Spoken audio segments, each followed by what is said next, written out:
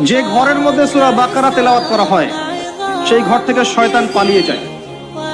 যে ব্যক্তি সূরা বাকারা নিয়মিত তেলাওয়াত করে তার জীবনে বরকত নেমে আসে। কি আসে? আল্লাহর রহমত আর বরকত নেমে আসে। যে সূরা বাকারা তেলাওয়াত ছেড়ে দেয়, সূরা বাকারা তেলাওয়াতটা করে না, ছেড়ে দেয়, তার জীবনে আক্ষেপ আসে, আক্ষেপ। সূরা বাকারা এবং আলী ইমরান কিয়ামতের মাঠে মেঘের মতো থাকবে, যা পাঠককে ছায়া দিবে ইনশাআল্লাহ।